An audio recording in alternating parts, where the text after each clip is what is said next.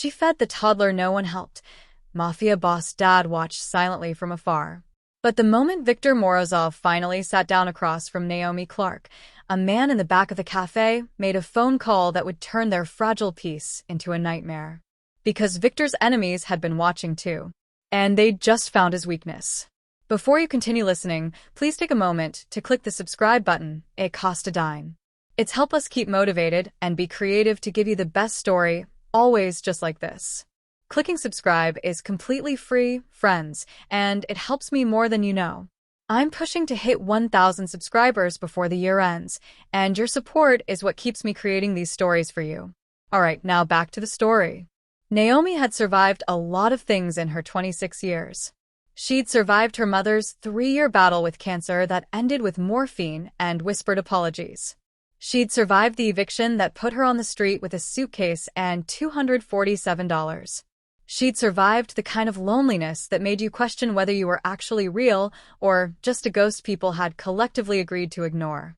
But nothing, absolutely nothing, had prepared her for the intensity of sitting across from Viktor Morozov. It wasn't just that he was physically imposing, though he absolutely was. The man looked like someone had carved him from granite and then decided halfway through that softness was overrated. Sharp jaw, intense eyes that seemed to catalog every detail of his surroundings, shoulders broad enough to carry the weight of whatever demons clearly haunted him. No, what unsettled her was the contrast. Because this terrifying mountain of a man was currently watching his son eat a chocolate croissant with an expression of such profound tenderness it made her chest ache.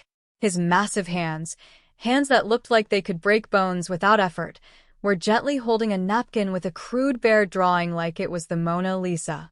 So, Naomi said, settling into the chair beside Alexei, I have to ask, the standing outside a snowstorm thing, was that a concerned parent safety check, or are you just really committed to outdoor meditation? Viktor's eyes snapped to hers, clearly not expecting the direct confrontation. For a moment, she thought she'd miscalculated. There was something dangerous in that gaze, something that made her lizard brain scream that she was sitting across from a predator. Then his lips twitched. Almost a smile. I wanted to make sure you weren't a serial killer who targeted children through pastries. Solid plan. Nothing says, I'm investigating suspicious activity, like standing in the same spot for 3 weeks looking like the world's saddest statue. It was strategic observation. It was concerning. But Naomi softened the words with a smile. I'm glad you finally came inside, though. Alexei's been talking about you. Viktor's entire demeanor shifted. He has, well, not talking. More like. Naomi glanced at Alexei, who was meticulously picking chocolate out of his croissant with the focus of a surgeon. He draws you sometimes. On the napkins. Always the same thing, a big figure and a small figure, holding hands. She watched Viktor's throat work as he swallowed hard, emotion flickering across his face before he locked it down. Whatever this man's story was, it involved pain so deep it had roots in his soul. He draws you too, Viktor said quietly. With a crown. Like a queen. A queen? Naomi laughed. I'm honored, though my kingdom is pretty much limited to this cafe and my studio apartment where the shower has 2 settings, hypothermia or lava. Alexei looked up at the sound of her laughter, his gray-blue eyes bright with something that might have been happiness. He pushed another napkin toward Viktor, then toward Naomi, then made his drawing gesture again. Oh, we're doing requests now. Naomi grabbed a pen from her apron. All right, mystery man. What should I draw? Alexei pointed at Viktor, then at Naomi, then at himself. Then he made a circle motion with his small hands, bringing all 3 points together. You want us all in the drawing? Viktor's voice was rough. A nod. Emphatic and sure. Naomi felt something catch in her throat. This little boy who'd sat alone for weeks, who'd been invisible to everyone, wanted to be seen.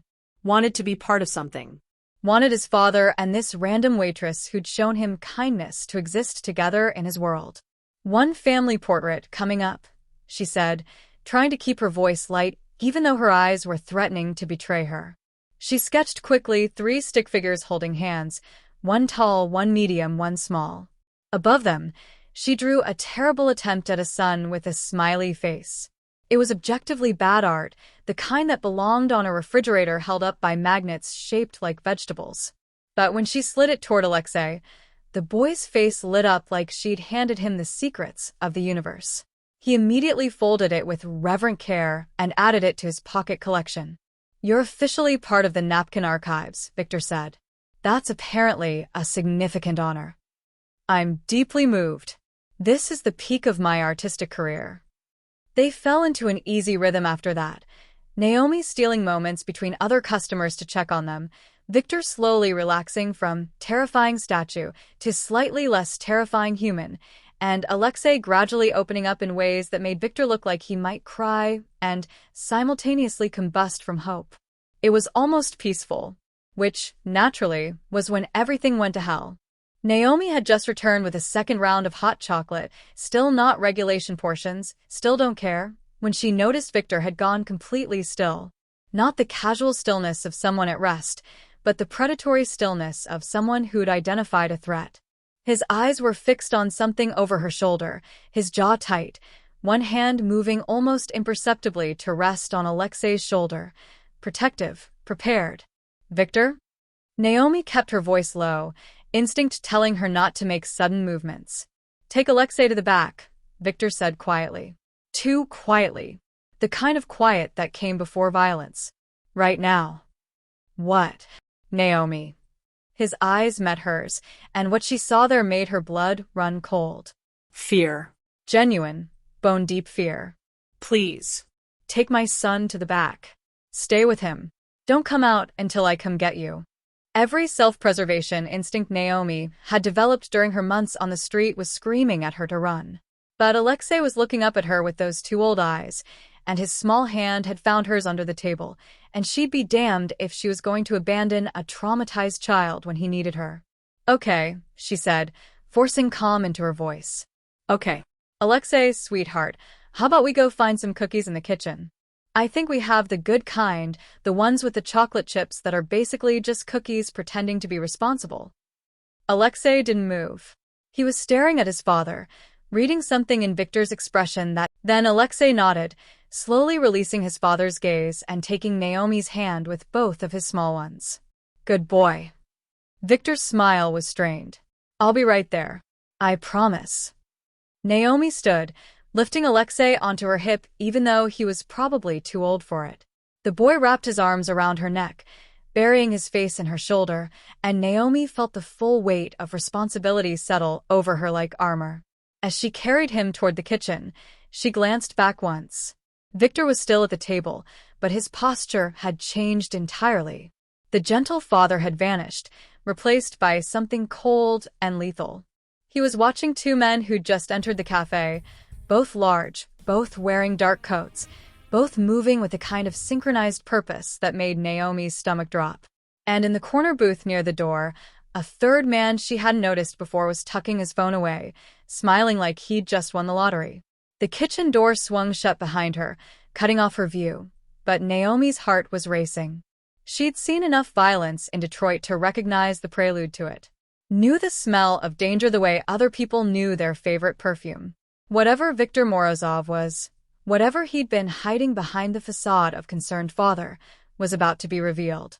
And Naomi had just become part of a story she didn't understand but couldn't escape. "It's okay," she whispered to Alexei, who was trembling against her shoulder. "It's okay.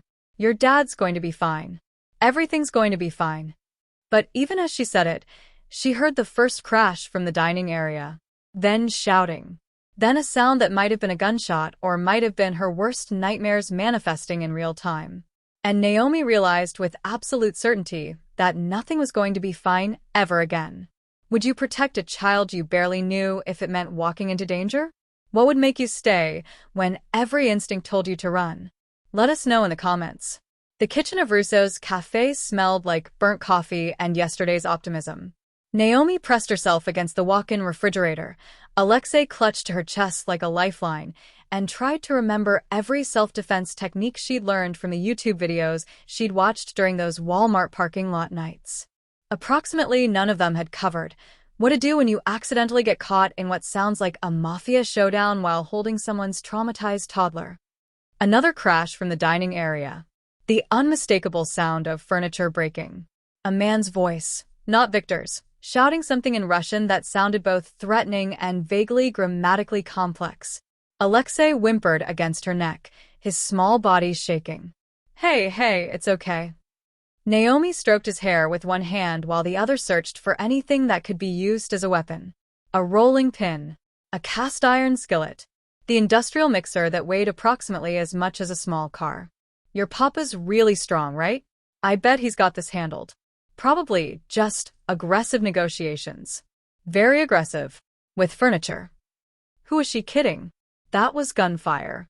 She knew gunfire. She'd grown up in Detroit, had lived through the neighborhood where shots at 2 a.m. were as common as car alarms and equally ignored. The kitchen door burst open. Naomi grabbed the rolling pin, ready to go down swinging if necessary, but it was Victor who stumbled through, still upright, still lethal-looking, but with blood dripping from a cut above his eyebrow and his expensive coat torn at the shoulder. We need to leave. His voice was clipped, urgent, the gentle father completely submerged beneath whatever he actually was. Right now. What the hell is happening? Naomi didn't move, still holding Alexei, still gripping the rolling pin like it was Excalibur. Who were those men? Why are they? I'll explain everything, I promise, but right now we have approximately 90 seconds before more arrive. Victor's eyes were wild, desperate. Naomi, please. Trust me. I need to get my son out of here, and I can't leave you behind. Why not? I'm not. Because they saw you with us. Victor moved closer, and Naomi could see the fear beneath the violence. Real, genuine terror. Because Sergei Volkov's men just watched me sit with you and my son, watched Alexei trust you, watched me. He swallowed hard. They know you matter, which means you're in danger. So we leave together, or you stay here and wait for them to come back and ask you questions in ways that don't involve words. The way he said it, flat, factual like he was describing the weather, made Naomi's blood run cold. She'd survived a lot. But she wasn't stupid enough to think she could survive this. Where's Rita? The other customers? Back in trance. Dmitri got them out. Victor was already moving toward her, reaching for Alexei. I'm sorry. God, I'm so sorry. This wasn't supposed to happen. I was careful, I thought. Save the apologies for when we're not about to die.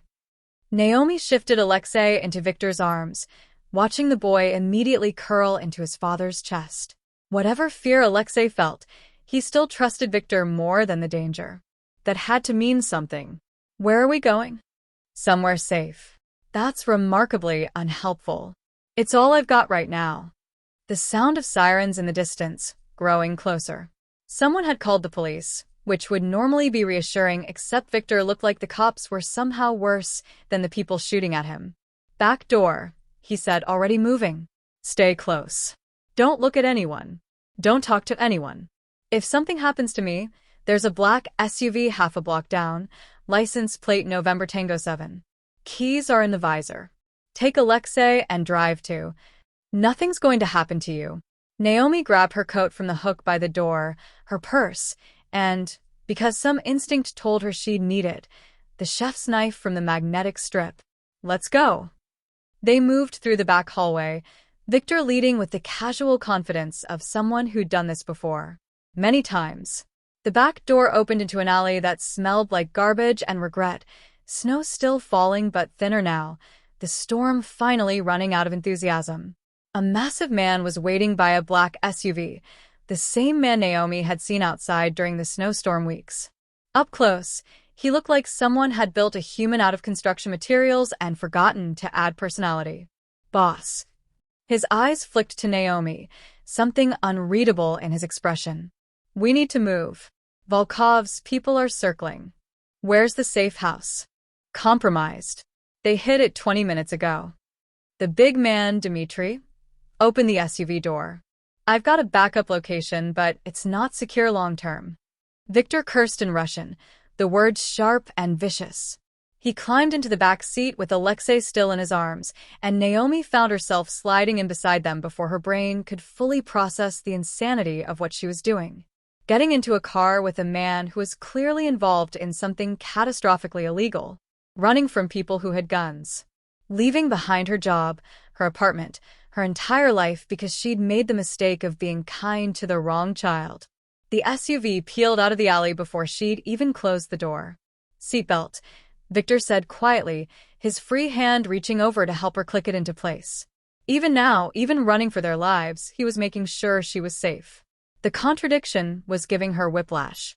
Alexei had gone completely silent, his face buried in Victor's chest, his small hands fisted in his father's torn coat. The boy wasn't crying, wasn't making any sound at all, and somehow that was more heartbreaking than if he'd been screaming. "I need to know what I'm running from." Naomi's voice was steadier than she felt. "I need to know who you are. Really are." Victor was quiet for a long moment, his jaw working like he was physically chewing through possible explanations. Then he looked at her with those intense eyes, and she saw the exact moment he decided to tell her the truth. "My name is Viktor Morozov. I run most of the organized crime operations in Boston, specifically anything involving imports that the government would prefer didn't exist. I've been doing this for 20 years. I'm very good at it. I'm also very, very dangerous." Naomi waited for the fear, the horror, the immediate regret. But all she felt was a strange sense of puzzle pieces clicking into place. "The man standing outside the cafe for 3 weeks," she said slowly. "That was surveillance. That was cowardice." Victor's expression was bitter. "I couldn't figure out how to be close to my son, so I watched a stranger do it better." "And the men back there?" "The Volkov family. They killed my wife 6 months ago with a car bomb meant for me. They've been waiting for me to expose a weakness ever since." His arms tightened around Alexei. "Today, I gave them too." The implication hit Naomi like a physical blow. She wasn't just caught in the crossfire. She was the crossfire. "So they'll come after me." "To get to you." "Yes." "Because I showed your son basic human decency." "Yes." "That's..." Naomi laughed, the sound slightly unhinged. "That's the most screwed up thing I've ever heard. And I once watched a man in Detroit try to rob a police station because he was high on bath salts and thought he was invisible." Victor didn't smile. "I can protect you. I have resources, safe houses, people who owe me favors in places you've never heard of. But you need to trust me. And I know that's asking the impossible from someone who just watched me. I trust you." The words came out before Naomi's brain approved them, but they felt true anyway. "I don't know why. This is objectively insane. Every survival instinct I have is screaming. But I watched you with your son. I saw how you looked at him." People who love their kids that much don't hurt people who help them. You'd be surprised what people are capable of when they're desperate. "Would I?" Naomi met his gaze steadily. "I lived in my car for 4 months. I stole food. I lied to shelter workers. I did things I'm not proud of because I was desperate to survive. Desperation doesn't make you a monster, Victor. It makes you human." Something shifted in Victor's expression, a crack in the armor, a glimpse of the man beneath the criminal. "You shouldn't have gotten involved in this." "Probably not. But I did. So where are we going?" Dmitri spoke up from the driver's seat, his eyes constantly scanning the mirrors. "I've got a place in Cambridge. Artist's loft, registered under a fake identity. Should buy us 48 hours. "Then what?" Naomi asked. Victor was quiet for a long moment, his hand absently stroking Alexei's hair while the boy finally relaxed into sleep, or unconsciousness. Naomi couldn't tell which. "Then I end this," Victor said quietly. "Volkov wants a war. I'll give him one. But first, I need to make sure you and Alexei are somewhere he can't touch you." "Define end this." Victor's smile was cold, predatory, and absolutely terrifying. "I'm going to make Sergei Volkov regret he ever learned my name." The SUV turned onto a side street, the snow still falling, the city lights blurring past like they were fleeing from reality itself. Naomi looked down at the chef's knife still clutched in her hand. Ridiculous, inadequate, symbolic of how completely unprepared she was for this nightmare. Then she looked at Alexei, sleeping fitfully against his father's chest, and felt something solidify in her chest. Something fierce and protective and completely irrational. She'd spent 3 years learning how to survive alone. Maybe it was time to learn how to survive together. "Okay," she said quietly. "Okay. But after this is over, after whatever war you're planning, you're going to teach me how to actually defend myself. Because if I'm going to keep getting pulled into mafia drama, I need better weapons than kitchen utensils." Victor stared at her like she'd grown a second head. Then, impossibly, he laughed, a real laugh, rough and surprised and genuinely amused. "Deal." Outside the Cambridge loft, morning was breaking over Boston, cold, gray, and indifferent to the lives being shattered beneath its sky. Inside, a mafia boss, a waitress, and a traumatized toddler were about to become something neither crime families nor circumstance had planned for. They were about to become a family worth fighting for. And God help anyone who tried to take that away. The Cambridge loft smelled like old paint and new beginnings. Naomi stood at the floor-to-ceiling windows, watching dawn break over a city that had no idea how close it had come to witnessing a massacre in a cafe that specialized in mediocre paninis. Behind her, Alexei was finally sleeping, really sleeping, not the fitful half-consciousness of trauma, curled up on a leather couch that probably cost more than her entire year's rent. Victor was on the phone in the corner, speaking rapid Russian in a tone that suggested someone on the other end was receiving instructions that would fundamentally alter their immediate future, possibly their continued existence. Dmitry had disappeared 20 minutes ago with a duffel bag and a promise to handle the Volkov problem, which Naomi suspected was code for something she didn't want to examine too closely. She should be terrified. Should be calling the police, her friends, if she had any left after the Detroit disaster. Maybe a therapist who specialized in accidentally became a mafia boss's liability. Instead, she felt oddly calm. The kind of calm that came after you'd already survived the worst and discovered you were still standing. "You should sleep," Victor said, materializing beside her with the unsettling silence of someone trained to move without being noticed. The cut above his eyebrow had been cleaned and bandaged when had that happened, and he'd changed into a dark sweater that made him look less terrifying crime lord and more attractive man having the world's worst day. "I'm fine. You're in shock. Probably." Naomi turned to face him, studying the lines of exhaustion etched into his face. "Are we safe here? For now." Victor's gaze drifted to his sleeping son, something soft and broken in his expression. "Dimitri's securing the perimeter. I've got people watching Volkov's operations. The moment he moves, we'll know." "And then what? You go to war? People die? This whole thing escalates until what? Boston runs out of crime families or bullets?" Victor was quiet for a long moment. "You think I want this? I think you've been doing this long enough that you've forgotten there are other options." "There are no other options. Volkov killed my wife. He won't stop until he's destroyed everything I have left." Victor's voice was raw, stripped of the cold control she'd heard in the car. "I can't negotiate with him. Can't pay him off. Can't make him disappear without starting a war that will consume half the criminal operations on the East Coast. So yes, people will die. But I will make damn sure my son isn't one of them." Naomi heard the unspoken addendum. "Or you. There has to be another way." "There isn't." "Then make one." She stepped closer, close enough to see the gold flecks in his gray eyes, close enough to smell the faint scent of expensive cologne mixed with blood and desperation. "You built an empire, Victor. You survived 2 decades in a business that kills most people in 2 years. You're telling me the only solution you can think of is more violence. What would you suggest? That I walk up to Sergei Volkov and ask nicely for a truce?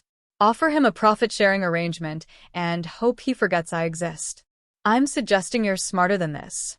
Naomi held his gaze, refusing to back down even though every cell in her body was aware of how dangerous this man was. "You've been reacting, defending, surviving. What if you actually thought about it?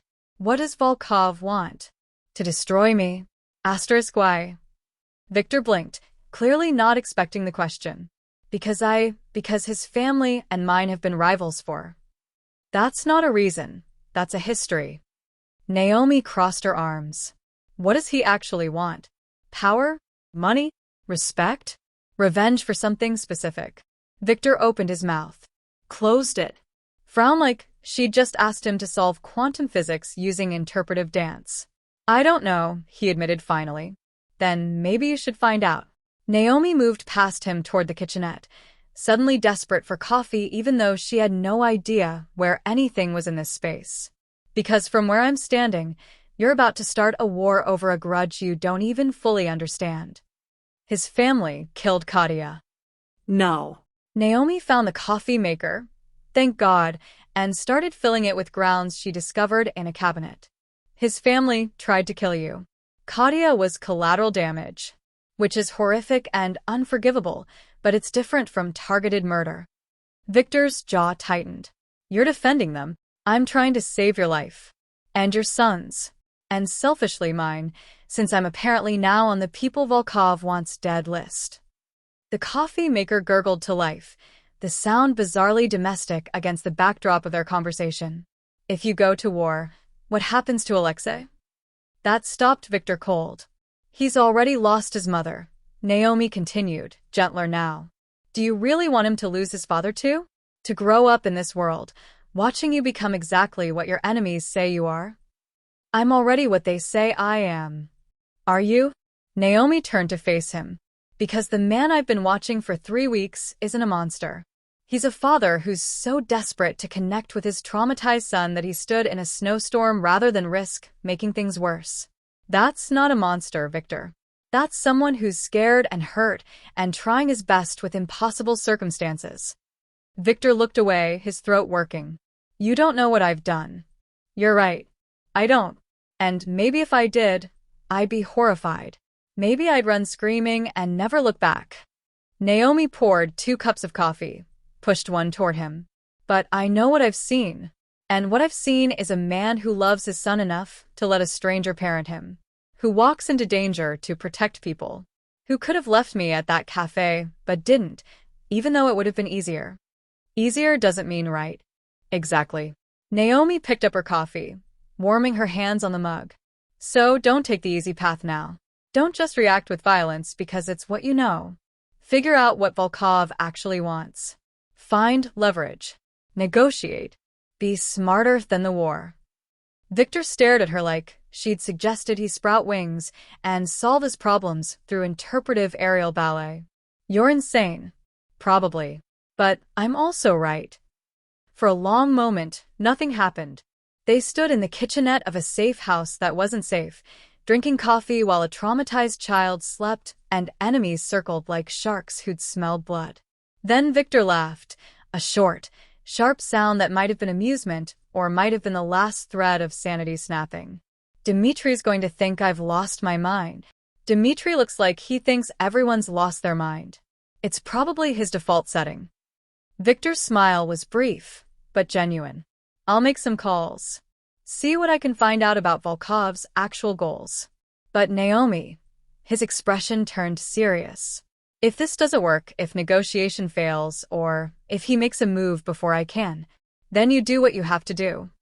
Naomi met his eyes steadily. I'm not naive, Victor. I know sometimes there aren't good options. But try this smart option first. For Alexei. For Alexei, Victor echoed quietly. He pulled out his phone, already dialing, and Naomi returned to the window to watch the sun fully rise over Boston. Somewhere out there, Sergei Volkov was planning his next move. Dmitri was doing whatever ex-military enforcers did when their boss said, handle it. And the world kept spinning, indifferent to the small dramas of people trying not to die. Behind her, she heard Victor speaking, still Russian, still commanding but with a different tone. Strategic. Calculating. Thinking instead of just reacting. Maybe they'd all die anyway. Maybe Volkov would laugh at any attempted negotiation and escalate to full war. Maybe Naomi had just given terrible advice that would get them all killed. But at least they'd tried. The meeting happened in a neutral location, a closed restaurant in the theater district that Victor apparently owned through so many shell companies even the IRS had given up trying to track them. Naomi wasn't supposed to be there. Victor had been very clear about that. Absolutely not. Too dangerous. She should stay at the safe house with Alexei and Dmitri and several heavily armed men whose names she hadn't learned because knowing their names felt like a commitment to this insanity. She'd come anyway. "You're going to get yourself killed," Victor had hissed when she'd appeared in the restaurant's back entrance 5 minutes before Volkov's arrival. "Then you better negotiate well." Naomi straightened her coat. Not her waitress uniform, but actual civilian clothes she'd retrieved from her apartment during a precisely timed extraction that Dmitri had orchestrated with the efficiency of a military operation. "I'm not letting you face this alone. I have 6 armed men in this building. And now you have 1 unarmed woman who's irrationally invested in your continued survival. You're welcome." Victor had looked like he wanted to argue, but Volkov's convoy was already pulling up outside, and there wasn't time for debates about appropriate risk assessment. Now, sitting at a table that probably hosted marriage proposals and anniversary dinners, Naomi watched 2 crime lords size each other up like boxers before a match. Sergei Volkov was younger than she'd expected, maybe late 40s, still trim, with a kind of polished appearance that suggested he'd traded street violence for boardroom intimidation years ago. He'd brought 2 men, both armed, both scanning the room with the paranoid attention of people who'd survived by trusting no one. Morozov. Volkov's English was accented but clear. "You wanted to talk. I'm listening. I want to end this." Victor's voice was calm, controlled. "The war between our families, it's costing us both. Money, People. stability. I'm proposing a truce." Volkov smiled, and it was not a kind expression. "You think I want peace? After what you did to my brother?" Victor went very still. "What I did to? 18 months ago. The harbor deal. He disappeared, and we both know where bodies go when they disappear near your operations. I didn't touch your brother." Victor's voice was ice. "Someone set that up. Made it look like my operation to start exactly this kind of conflict. Convenient claim. Provable claim." Victor slid a folder across the table. When had he prepared that? And Naomi watched Volkov's expression shift as he opened it. "Bank records. Communications. Video surveillance from 3 different angles showing your brother meeting with the Castellano family the night he disappeared. They wanted a war between us. Used him as the catalyst." The silence stretched like a knife blade. "You're saying the Castellanos killed your brother and framed me for it. Started the conflict that killed my wife. Have been profiting off our mutual destruction for over a year." Victor leaned forward. "We've been doing their work for them, Sergei. Fighting each other while they consolidate power." Volkov's jaw worked, his hands gripping the folder hard enough that his knuckles went white. "If this is true, it's true. I've had people investigating for 3 months. Got confirmation 2 days ago." Victor's expression was carved from stone. "So here's my proposal. We end our war. We combine resources. And we destroy the family that's been manipulating us both." Naomi held her breath. This was it. The moment where either violence ended or escalated beyond anything they could survive. Volkov looked at Victor. At the folder. At his own men, who seemed as stunned as everyone else in the room. Then he laughed, a sound like breaking glass. "You're either brilliant or suicidal. I'm a father who's tired of his son growing up in a world where kindness gets you killed." Victor's gaze flickered to Naomi for just a moment. "I want better. For him. For all of us. This war ends tonight, Sergei. One way or another." The silence returned, heavier this time. Then Volkov extended his hand across the table. "One condition," he said as Victor took it. "The Castellanos don't just disappear. They know it was us. They know what happens when you manipulate the wrong families." Victor's smile was cold and sharp and absolutely terrifying. "I was hoping you'd say that." Russo's cafe had been rebuilt after the unfortunate incident involving a gas leak and some very destructive vandalism, according to the official police report that Victor had somehow convinced them to file.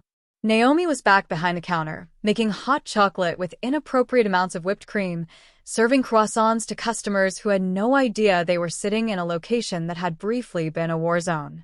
The cafe had a new addition, though. A small play area in the corner where a certain blonde toddler was currently building an elaborate tower out of blocks while his father sat nearby, pretending to read the newspaper, but actually just watching his son with the expression of someone who'd been given a miracle they didn't deserve. Alexei talked now. Full sentences. Bright commentary about everything from his block tower's architectural integrity to his opinions on which croissants were superior, chocolate, obviously, though almond had merit for sophisticated palates. He still had the napkin collection, carefully preserved in a small box that lived on his nightstand. Still drew pictures of the three of them, Victor, Naomi, Alexei, holding hands under a smiling sun. Still called Naomi Miss Naomi, even though she told him a dozen times he could just say Naomi, but apparently toddlers were committed to formality in the strangest ways. You know, Rita said, appearing beside Naomi with the knowing smile of someone who'd worked in this cafe long enough to recognize a love story when she saw one. That man looks at you like you hung the moon.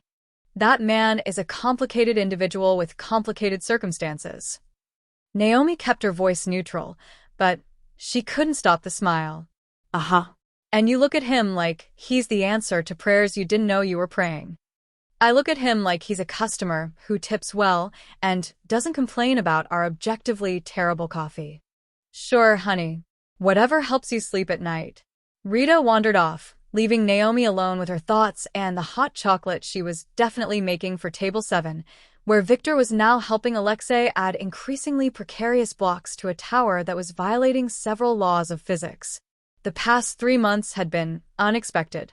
Victor had dismantled the Castellano family with the precision of a surgeon and the ruthlessness of someone who'd spent 2 decades perfecting the art of strategic revenge. The details had been kept carefully away from Naomi, but she'd seen the news reports. The arrests. The mysterious disappearances. The sudden and dramatic shift in Boston's criminal landscape. The truce with Volkov had held. Apparently, shared vengeance was an excellent foundation for cooperation. And Victor had been different.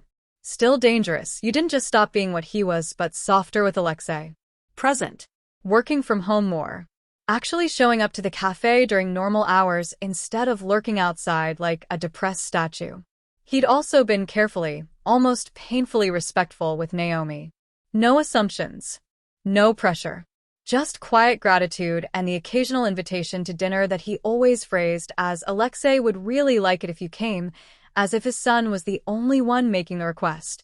She'd gone to most of them, had slowly been integrated into their strange, little family unit, had learned that Victor could cook, shockingly well, that Alexei had inherited his mother's talent for making people laugh, that trauma could heal if you gave it time and safety and people who cared enough to help carry the weight.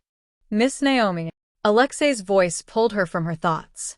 He was standing at the counter now, his face bright with excitement. The tower is 12 blocks tall. That's my new record. 12 blocks? That's incredible. Naomi came around the counter, crouching to his level. You'll be an architect when you grow up. Or a superhero. Architects who are also superheroes. The world needs more of those. Alexei beamed, then threw his arms around her neck in a spontaneous hug that made her chest constrict with emotions she didn't have names for. When she stood, Victor was watching them with an expression so tender it made her breath catch. Coffee, she offered, her voice steadier than her heartbeat. Actually, Victor said, standing and moving closer, I was hoping we could talk. Later. After your shift. If you're willing. Something in his tone made Naomi's pulse quicken. About the fact that I'm in love with you and have been since the day you fed my son without asking for anything in return. Victor said it quietly, matter of fact, like he was commenting on the weather instead of fundamentally altering her entire world. About the fact that Alexei asks for you every morning. About the fact that you've become essential to our lives, and I'm terrified of assuming you feel the same way. Naomi stared at him, her brain temporarily offline. I know my world is complicated, Victor continued, his voice low enough that only she could hear. I know I come with baggage that would sink a cruise ship. I know asking you to be part of this permanently is asking you to accept risks and danger, and a life that's nothing like what you probably imagined. But, yes, Naomi interrupted. Victor blinked. Yes. Yes, we can talk. Yes, I feel the same way. Yes, I'm absolutely terrified, but also somehow certain that this, she gestured between them, at Alexei watching them with bright, knowing eyes, is exactly where I'm supposed to be. Victor's smile was like sunrise, slow, warm, transforming his entire face from dangerous to devastatingly handsome. Yeah. Naomi reached up, cupping his face with one hand, feeling the scratch of stubble against her palm. You're not the only one who's scared, Victor. But I spent 3 years being invisible, being alone, being forgotten. And then a little boy sat in my cafe, and his father stood outside in a snowstorm, and suddenly I was seen again. So yes. Whatever this is, whatever it becomes, I'm in. Victor kissed her then, gentle and reverent, like she was something precious he was afraid to break. Like she was the miracle instead of him. Behind them, Alexei made a delighted sound that was part giggle, part cheer. Does this mean Miss Naomi is staying forever? He asked with the blunt clarity only children possessed. Victor pulled back just enough to look at her, the question in his eyes. Naomi thought about the Walmart parking lot, the eviction, the months of being invisible, the moment she decided to notice a lonely child everyone else ignored. She thought about how the best things in life often came from the moments you chose kindness even when it was inconvenient. Yeah, she said, looking at Alexei, then at Victor. Yeah, I think Miss Naomi is staying forever. And in a cafe that had survived a Mafia showdown and terrible coffee and the general chaos of Boston weather, 3 people who'd been broken by different traumas became a family held together by the simplest, most powerful thing in the world. Someone had seen them, really seen them, and decided they were worth keeping. Sometimes the most dangerous thing you can do is show someone kindness. And sometimes it's the only thing worth doing. What act of unexpected kindness changed your life? Share your story in the comments below. Thank you for watching. Stay tuned for the next story. You will it as well.